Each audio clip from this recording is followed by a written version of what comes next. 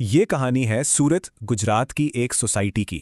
और यकीन मानिए, ये एक बहुत ही डिस्टर्बिंग सच्ची कहानी है।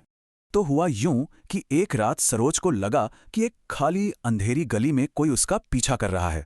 उनके पड़ोसी विष्णु, जो एक फौजी हैं, उन्होंने ये कहानी शेयर की। उनके ईमेल में उनका डर साफ महसूस हो रहा था। उनका परिवार अभी अभी इस सोसाइटी में शिफ्ट हुआ था, जहां कई परिवार एक दूसरे को जानते थे। और पहली अजीब घटना हुई आरती के भाई मिथुन के साथ, जब वो सो रहा था। उसे लगा जैसे किसी ने उसका गला दबा दिया हो, और ठीक 3 दिन बाद आरती की बेटियों को भी यही महसूस हुआ।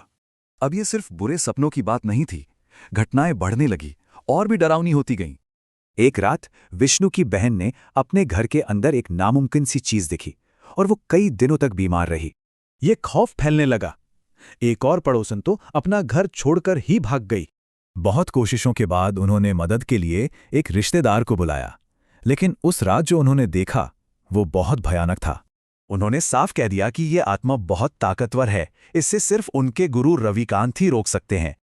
लेकिन रविकांत सोसाइटी पहुंचने से पहले ही एक बहुत ही भयानक एक्सीडेंट में मारे गए। अब जब सारी उम्मीदें खत्म हो गईं, तो उस शक्ति का निशाना बने एक छोटे से बच्चे। गोलू का सामना उसी लाल साड़ी वाली औरत से हुआ, और उसने जो बताया वो सच में रोंगटे खड़े करने वाला था। इस घटना ने गोलू को तोड़ दिया। आज तक उसकी मानसिक हालत ठीक नहीं हो पाई है। सालों तक एक अजीब सी शांति रही। फिर उस शक्ति ने अपना पूरा ध्यान सरोज पर लगा दिया। सरोज जब अस्पताल से लौटी तो वो बिल्कुल बदल चुकी थी, जैसे वो सरोज थी ही नहीं। उसने अपने परिवार से बात करना छोड़ दिया, तबीयत खराब होती गई, और कुछ ही समय बाद उसकी मौत हो गई। विष्णु ने जब जवाब ढूंढने के लिए उस जगह की हिस्ट्री खंगाली, तो एक भयानक सच सामने आया। वो सोसाइटी जिस जमीन पर बनी थी, वहां 2002 गुजरात दंगों के दौरान एक भयानक नरसंहार हुआ था। एक स्थानीय पुजारी ने खुलासा किया कि ये सब दंगों में मारे गए कई लोगों की बेचैन आत्माओं की वजह से हो रहा था। जिस भी तांत्रिक या गुरु ने उस जगह को शुद्ध करने की कोशिश की, उसकी एक हिंसक दुर्घटना में मौत हो गई।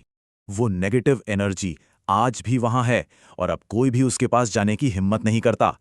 ये कहानी एक डरावना रिमाइंडर है कि अतीत की हिंसा कभी भी सच में खत्म नहीं होती।